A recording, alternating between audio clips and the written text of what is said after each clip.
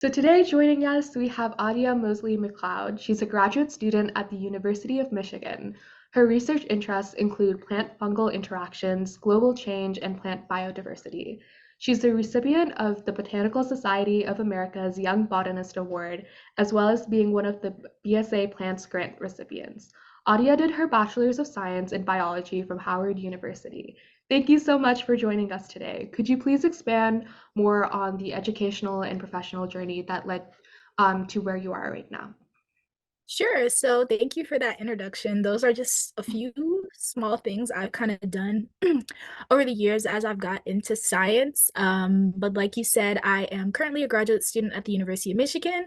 I am a master's student in the Department of Ecology and Evolutionary Biology, working in Amy Klassen's lab. So she is an ecosystem ecologist who answers or likes to answer a lot of questions about kind of like nutrient cycling, carbon sequestration, and just understanding how global change is going to impact ecosystems and ecosystem functioning for the future. So yeah, how did I end up in this position?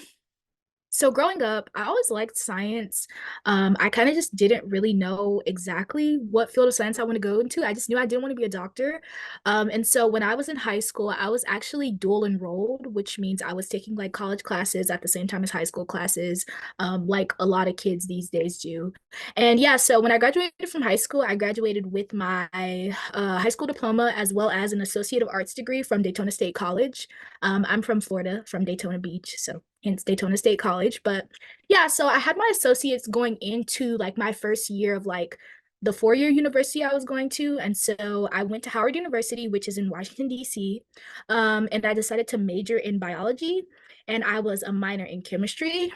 And yeah, I decided to major in biology because I didn't really know what I wanted to do. And I was like, I'll just major in biology and then kind of like figure things out because I knew that like with a bio degree, there are other things or avenues. I was like, maybe I'll go into like something more environmental because at the time at my school, we didn't have like an environmental science major. There was like a interdisciplinary studies environmental science major, but it was very like loose kind of. And that wasn't really something I wanted to do. So I was like, I'll just be a biology major, and try to get some experience doing different things and see what I like. And so, unfortunately, my first year of college was online due to COVID. And so I spent 2020, yeah, until 2021. Yeah, spring of 2021, doing college online, which kind of sucked, but I also think was a fairly good experience for me. But yeah, that after my first year, I moved to Washington, D.C., to start my second year of school. And there was this program we had at my undergrad institution where you could, like, it was called an honors program. So you could basically sign up for it and you were able to, like, do a research project over the course of like your like undergrad education, and then like during your senior year you would like write up a thesis, present that project, and then like be awarded like the honors designation on your degree. And so at the end of my first year I applied to like that program because I was like, well, this will be a chance for me to like try research, see what it's like, and if I don't like it, at least I can say I did it and like rule it out. And so yeah, at my undergrad institution, I met someone named Dr. Janelle Burke. Bless her. She gave me direction in life, I guess you could say, but she was my undergrad advisor for my senior thesis project. I also worked in her lab as a research assistant. So that just meant like working on whatever project she had going on. If there's anything she needed me to do, I would do it for her. If there's any lab organization stuff we needed to do, I would also do that type of stuff. And she was a plant systemicist, so she worked with doing plant taxonomy and whatnot. And so the project she was working on was looking at kind of the genes or seeing if there were a set of genes that controlled sex of plants. And so she was like, yeah, do you like want to come work in my lab and be a research assistant? And I was like, yeah, sure. And so yeah, from there on, I did like research and like did different lab work, and she taught me how to do different things. She was also the curator of the herbarium at Howard University. And so an herbarium is just a place where we keep like a lot of pressed plants for like people to look at them for taxonomical reasons or to do different studies about like phenology and global change and whatnot. And so I did a lot of work in the herbarium, just like mounting specimens, working on some different things with her. And I found that I really liked research, and I liked how like it was a mix of doing all these different things. So it was not only lab work and like learning how to do new protocols and whatnot, but it was also kind of like critical thinking, thinking abstractly, like thinking in a way to like read literature and like be able to tell a cohesive story from that. And so yeah, the second year of my undergrad journey, I worked in her lab, decided to like start up a senior thesis in her lab. And then the summer before my last year of undergrad, because I did 3 years in undergrad instead of four. So the summer before my last year in undergrad, I did what's called a research experience for undergraduates, and they're funded through the National Science Foundation. And so those experiences allow like people who are in undergrad who are interested in like all types of fields. So they have like listings for like physics, biomedical stuff, ecology, evolutionary biology, all these types of things. I was looking into them and I wanted to apply to one because I'd never done like a summer research experience type thing. And yeah, so I basically just applied to a bunch of them. And from the ones that I did get into, I got into like three of them and I applied to five of them. I just picked kind of where I would want to go most. So I think I got into one that was actually in Michigan at the time before I even thought about the University of Michigan or knew anything about the University of Michigan. I got into a program that was here to like go study. I think it was like microbes or soil organisms or something like that. And then there was one at the American Museum of Natural History. And then there was another one I got into that was actually at UC Davis in Davis, California. And I was like, me being the person I am, like I grew up in Florida, always going to the beach and whatnot. And I was like, you know what? I think I'm gonna go to California for the summer because the weather there is really nice. And where I was at wasn't particularly close to the beach, but I was like, I want to be somewhere where like, the beach is there and like I can go to the beach if I want to.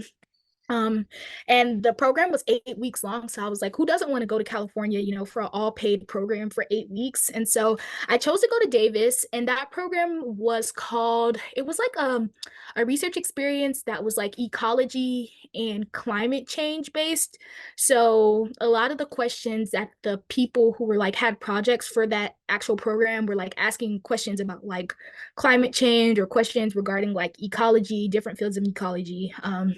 So yeah, I worked there that summer. I also that summer was a plants grant recipient, like you said. And that grant basically allowed me to go to the botany conference, which takes place every summer. And so that summer it just so happened to be in Alaska. So I got to go to Alaska for free, and meet a bunch of cool scientists who were doing different things.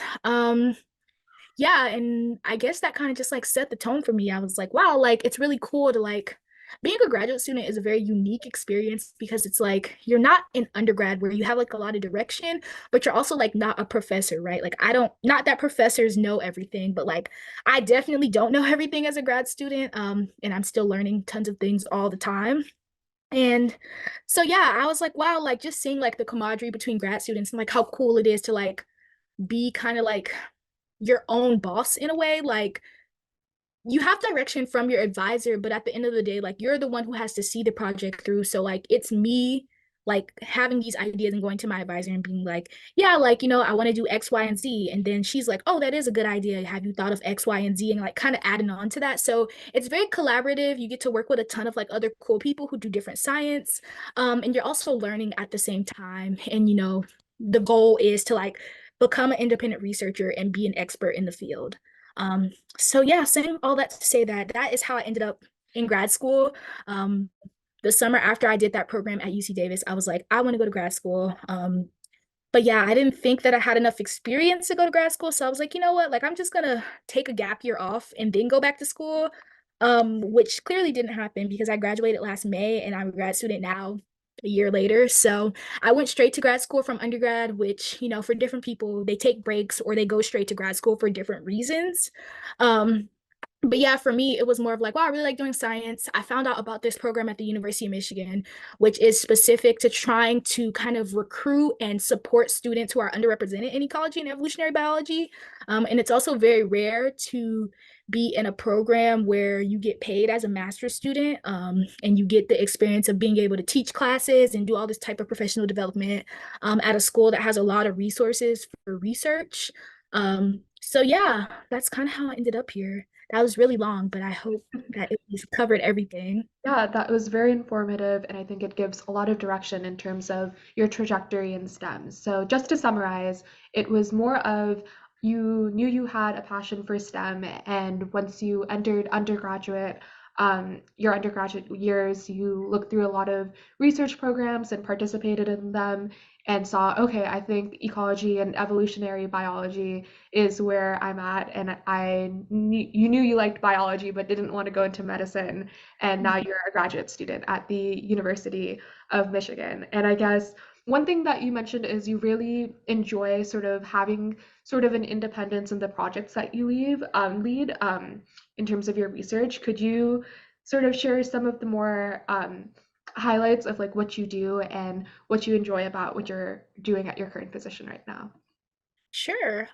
So yeah, I'm also trying to practice science communication better. So I'm gonna try to explain this in a way that's not like too jargony or too super science, but like you said earlier, my main research interests are like plant fungal interactions, plant biodiversity, and global change ecology.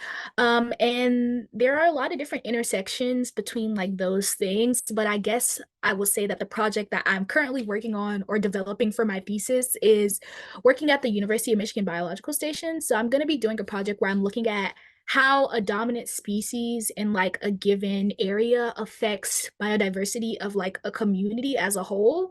So kind of just like doing a project where we take away that dominant species. And when you take away that dominant species, like how does that actually affect the other community members that are there? So what does that mean when you take away the dominant species in the landscape? What does that mean for the other individuals who exist in that community? Like, can they grow more now? Do they grow less now? Does that dominant species somehow impact like different ecosystem functions like carbon sequestration or nutrient cycling and things like that? So that's kind of the broad gist of what I'm interested in slash what I'm going to be doing and working on, or kind of, I guess, projects that I plan to work on in the future. Like they'll be in that realm of like nutrient cycling, very ecosystem ecology like, because those are the things that I find interesting. But yeah, that is what I do. And I guess some of the highlights of what I like in the position I'm in now, like, so coming into grad school, normally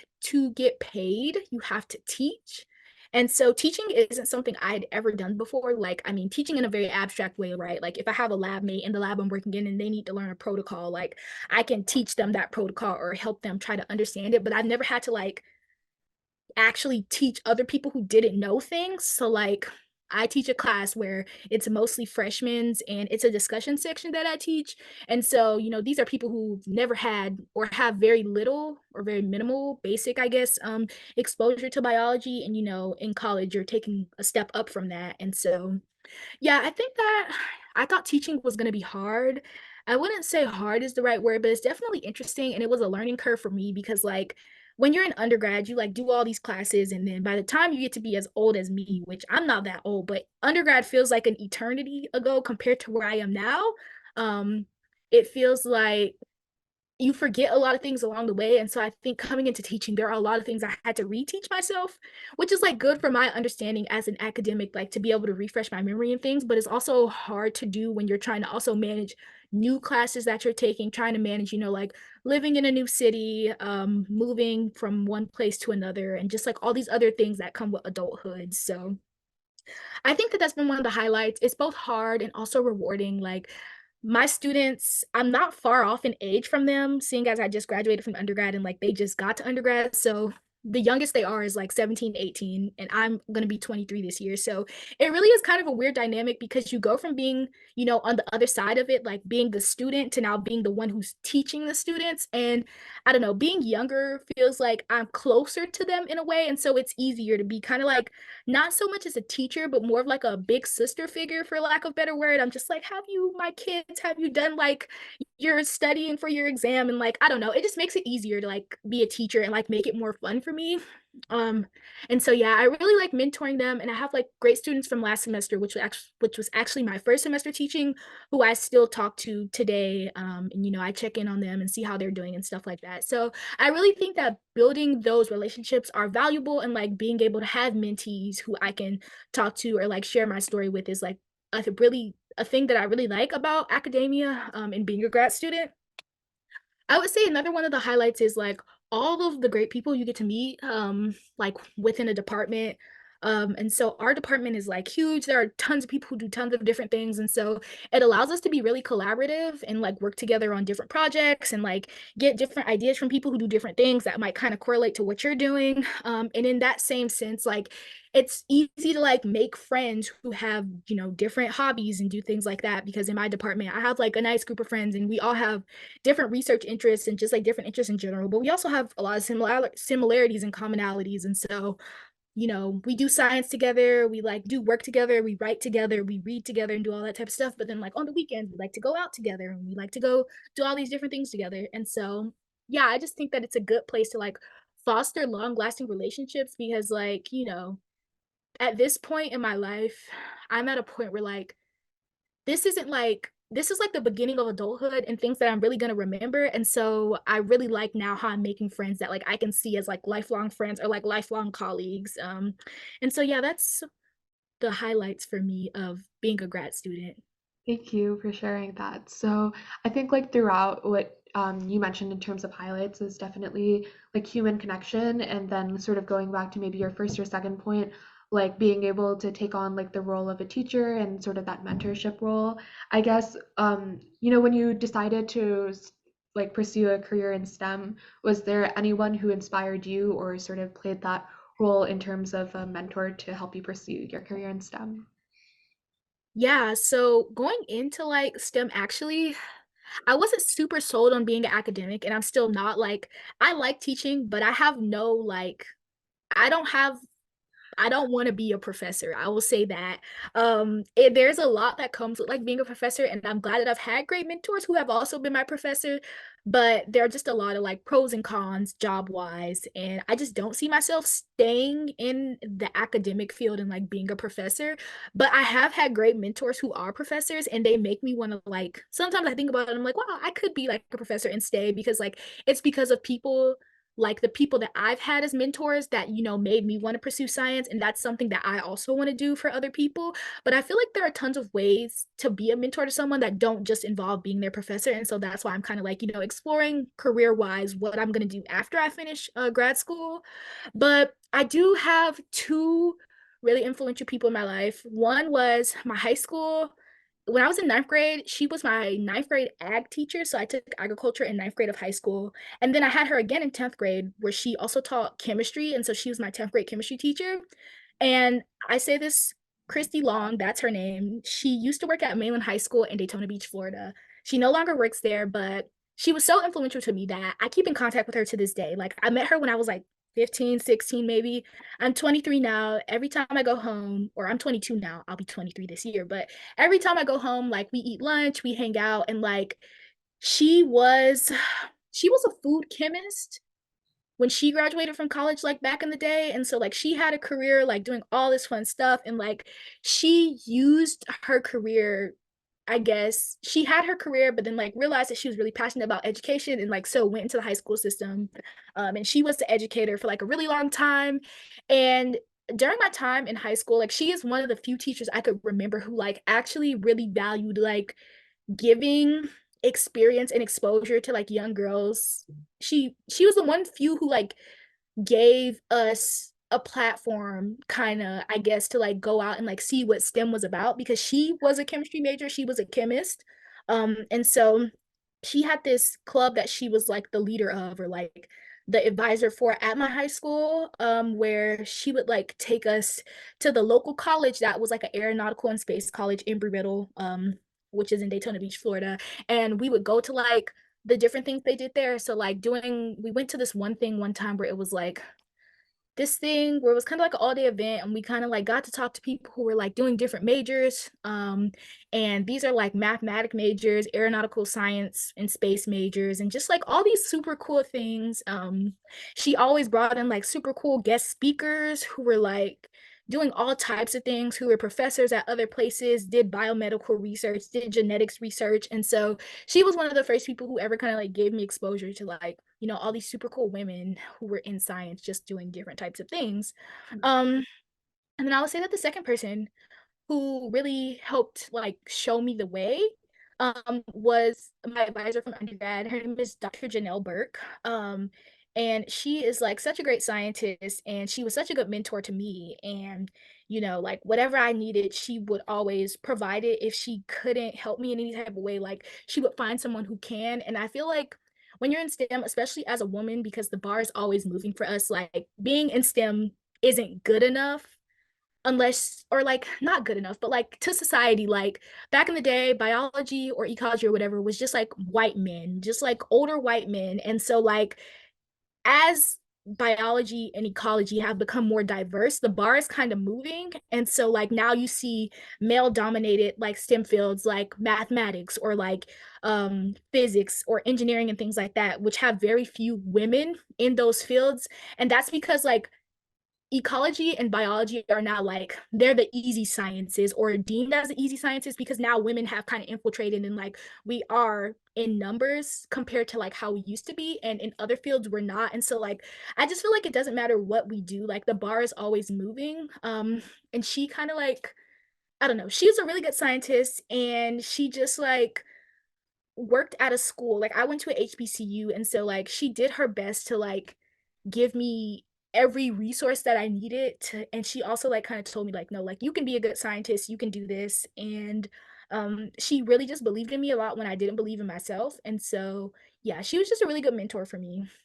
Yeah. Um yeah.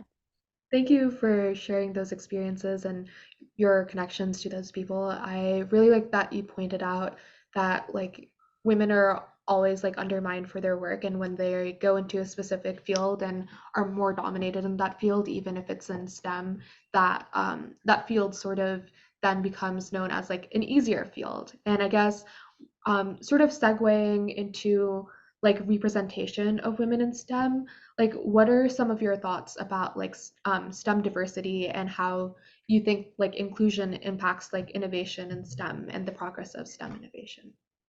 Mm. That's a good question. I feel that universities, well, to be a little bit more broad, I feel that with all of like the societal issues that are happening more recently, that more people are trying to be like more socially aware of like the role they play Mm. in like perpetuating like oppression, whether that's in like academia or just like in everyday life, or whatever it may be. I feel like that's a new and upcoming thing, especially like with the Stop Asian Hate and like Black Lives Matter movements that happened like in 2020, 2021 era. Not that those things weren't important before, right? But because of like, everyone being stuck in the house, so much social media attention, so much just like general media attention. Like these are things that people have like, I'm not gonna say cared more about, but like definitely are now more aware of that these issues exist and don't just live blissfully ignorant because they got so much like attention from the media. And so going along that same like I guess trend, academia is also kind of like there have been strides that are made to like make sure that it's more diverse and inclusive. Um, I just don't know that, or like which fields exactly are like really benefiting from these diversity and inclusion like practices that all these universities seem to be doing. Because the school that I attend, like there are a very small number of Black graduate students in the department, and the program that I'm in, like I said, is for underrepresented people in ecology and evolutionary biology. But yeah, I just feel like universities are doing a better job at like trying to recruit a more diverse student body, but there's always more work that needs to be done. Mhm. um and so yeah, like I feel like the work is getting done, but we need to keep kind of like pushing that boundary and like making sure that we get more underrepresented people into this field. And it's like kind of a difficult thing, right? Because like it's not like you can just take someone who like just graduated from college and is like, oh yeah, like come be a grad student in this like department that they know nothing about. Like the goal is to really target people when they're at like a stage like how you are in high school, like target them at that time, or like target them when they're even younger to say like, not forcing them into it, but kind of saying like, did you know that this like career path exists? Like, you can be an ecologist as a Black woman, and like you can do that as a career. You can do research as a career. Because I think growing up, that's not something that I had. Like, I never met a Black ecologist or an ecologist at all. Like, I didn't know what that was until I got into undergrad. And so, like, for me, I really like enjoy kind of like talking about my story because like it only really takes like that one transformative moment to like be like, oh, like, I never thought about that before. And then, as a human being, you become curious and you want to like kind of, go and see like, oh, okay, like let me go look up ecology and then see, oh, like let me read this about ecology and read that. And then you kind of fall down the rabbit hole and you get initially like interested. And then from there, like there's a world of possibilities. And so I think that while universities are doing a good job of now trying to bring in the people who are like, interested in these things and like get a more diverse student body, whether that's in like undergrad or graduate students, we need to do a better job of targeting just like kids who are at a younger age who are like more impressionable and like more open to learning more about different careers and who are a part of the BIPOC community so that we can kind of recruit them, and assimilate them into academia or whatever field it is, like getting them interested when they're young so that we can retain, I guess, like the numbers of like, you know, ethnic people or, people who identify as BIPOC like coming into the field, if that makes any sense. No, that does make sense. And thank you for sharing your thoughts on that. I know earlier you mentioned when we were talking about role models, how your ninth grade agriculture teacher not only sort of took on the role of making sure like women were included and um, but also like providing the support and like taking them to field trips locally. And I think that's really important in terms of DEI, that we're not only bringing in the diversity, but also in terms of support and making sure that we can thrive in the settings that are provided, especially when we have institutional racism and sexism embedded in every space. And I guess going back into like, what do you think like we can do as a society, but smaller, like just zooming in, like as institutions and organizations to create a more inclusive environment for women in STEM and BIPOC people? Um, Because I think, yeah, oh, sorry. No, I just want to acknowledge that I know that you've said that we've made strides. I guess how can we continually make those strides and do better? right. Yeah, I think a big part of it is just like being aware.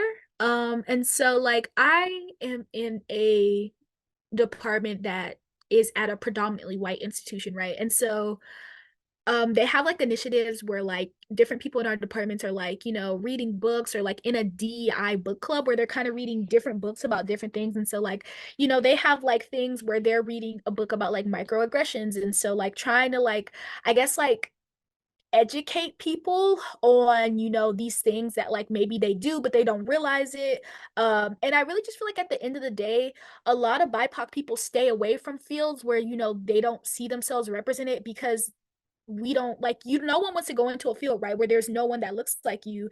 And I do feel like in all types of ethnicities because of culture and just all these other like societal things that we all have different experiences, and so we tend to want to like look for and be surrounded by people who have had similar experiences to our own because it makes us feel kind of like seen and heard.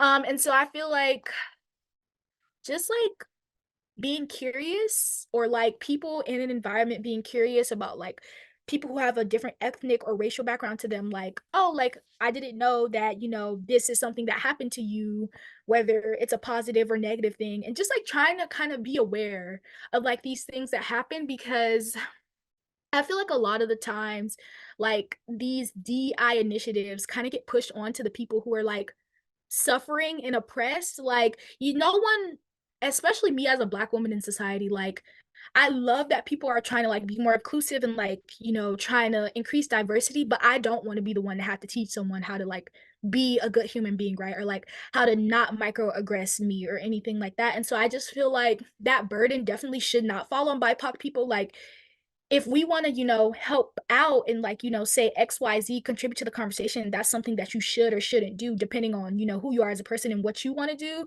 But I feel like the real role is those who are like in a community where maybe they don't realize their role in kind of like oppressing people in BIPOC communities. Like they should be the ones being curious and being like, okay, like I didn't realize that I was doing this thing or that this was happening, like let me read more about this, let me try to understand this. And like I don't know, I just feel like change is not something you can like push onto someone else. Like I can't just say, oh, I feel like all this like societal racism, is just horrible in academia. And I really think you guys should change it, right? Like, that's not going to make someone want to change something.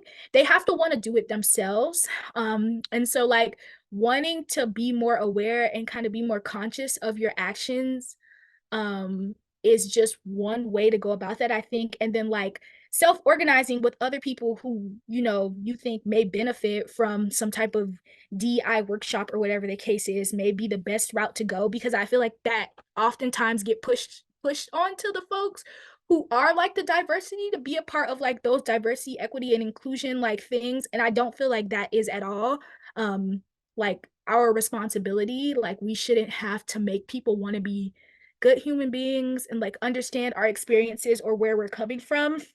And so I feel like at the university and organization level, like, if you're at a university organization that's predominantly white, or just like, you're surrounded by people who don't have like who don't really care about like what your experiences are, like, you should definitely take yourself out of that situation if you can, but also like just like making yourself heard and being like, like, this is not okay. You don't have to try to explain to people how to fix it, but at the very like least, I think that we could be saying as a community, like, we don't feel very safe, or like we don't feel like very included in this community. And then from there on out, it's the job of the other people to be like, okay, like, we didn't know that.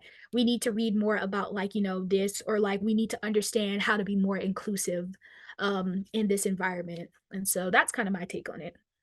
Yeah, that makes sense. And I like that you pointed out, especially that like the burden of like DEI and sort of making that effective often falls upon the people who are oppressed. And that's mainly because like lack of awareness or like actually like carrying out the intention of like initiatives put out there.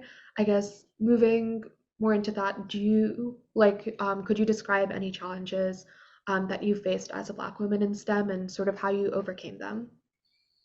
Yeah, so I mean, no one has ever like, directly been ever like rude to me or anything like that, but like you feel it kind of in like being the minority in a space, if that makes any sense. Like, no one has to say to your face like, oh yeah, like, you're not good enough, but like it really is just like a super weird thing, because like,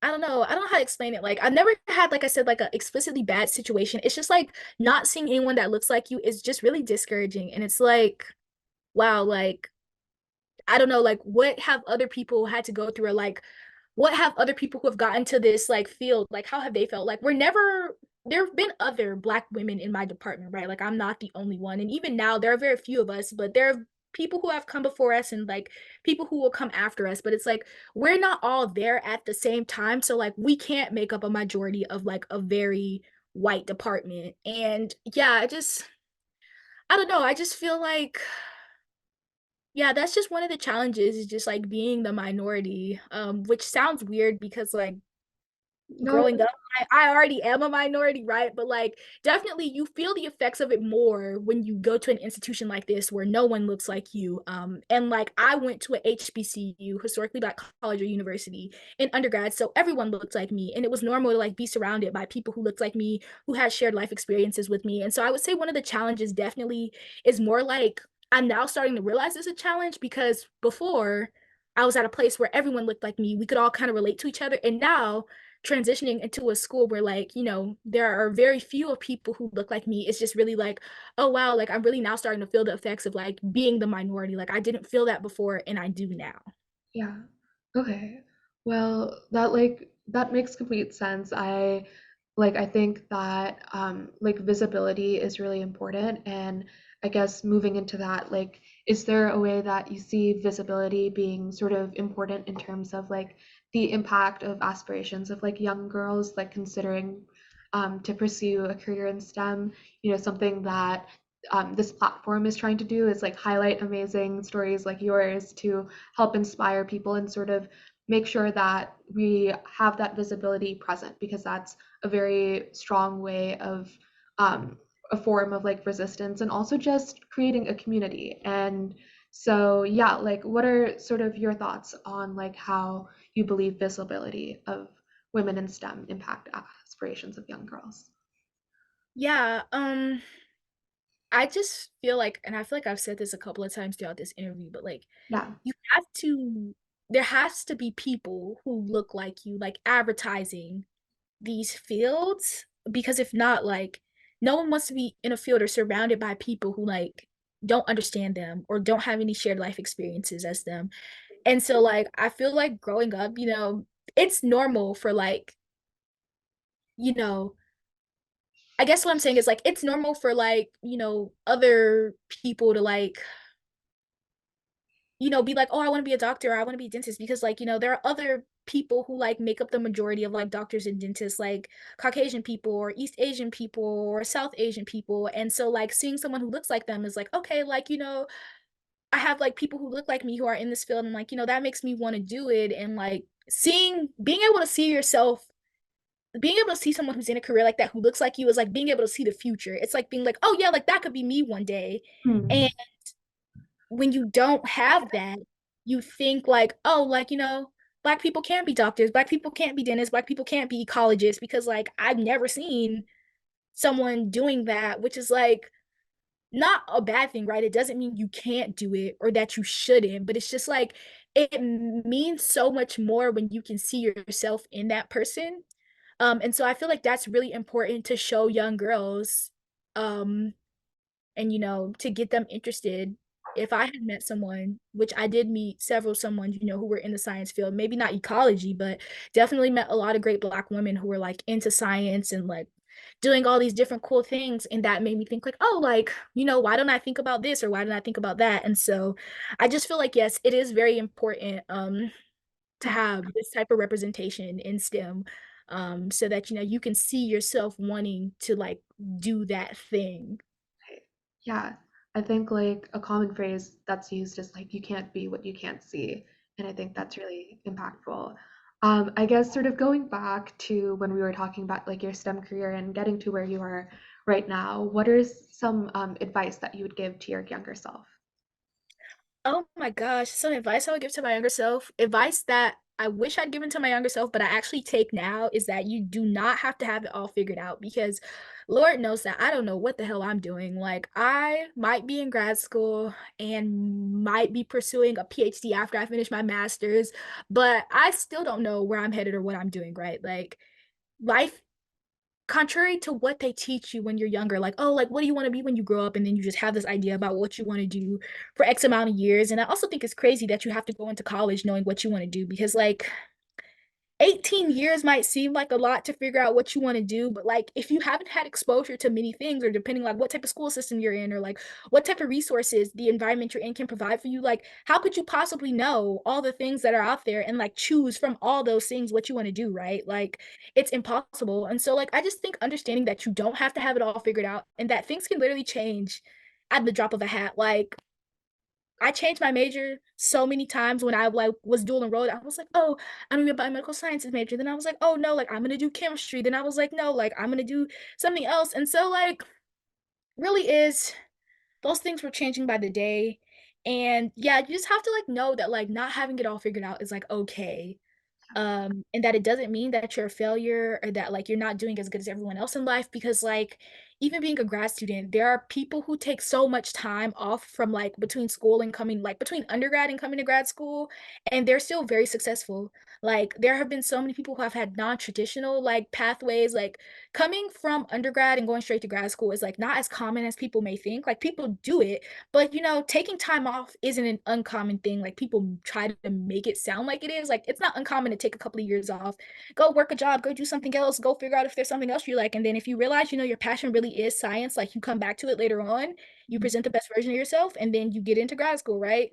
And so I just feel like understanding that, like not having it all figured out at the age of like 18 is not the end of the world. Like it doesn't mean you're gonna be a failure, or that, you won't figure out what you want to do. Like, and I'm saying that it sounds easy, like, oh no, you don't have to have it figured out. But what you do need to do is you need to have like be having different experiences. Like if you don't know what you want to do, go do some research, go join a club, go join an organization where they go build houses in other places, or do something like go somewhere where you can try new things and get that experience, because the only way to know if you like or dislike something is by doing that thing or participating in that thing.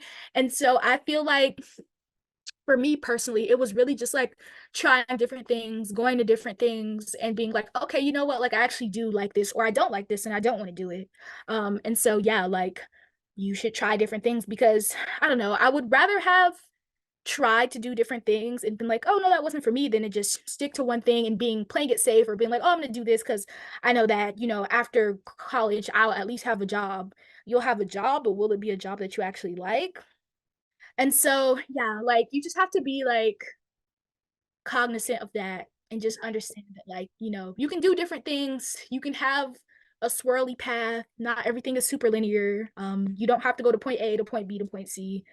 Sometimes you go from point A to point C to make it back to point B or something like that. And so, yeah, I think that when I was younger, I would have definitely told myself that. And I would also told myself, like, don't grow up too fast. Like, now that I'm in grad school and like a little bit older, I'm like, man, like I wish that I had done more stuff when I was in college or done more stuff when I was in high school. Or, and yeah, like I don't know, nothing in particular, but just like done more stuff. Like, and I think that COVID kind of like messed it up for me. Like, there was a whole year where like I couldn't really do anything right and everything was online. And so we all have our own experiences, but definitely just like when you go into college, even if you know what you want to do or you have a passion, you should be open minded.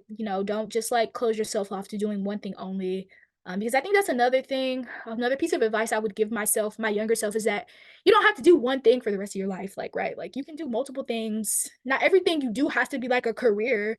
You can also have things as like a side hobby or a side job or whatever you want to do. So that's just another thing I think I would have told myself when I was younger. Okay. Thank you so much for sharing that. So it seems more like you, and I guess like reflecting and looking back, and I know there were some constraints in terms of the pandemic, but as telling yourself to like try new things when you sort of don't know like where you want to go, and also not putting that pressure on yourself to know exactly what you want to do all the time. And I think that's really powerful as a message. So thank you so much for joining us today, Aadia, and thank you so much for sharing your experiences and your advice. Yeah, Thank you. yeah.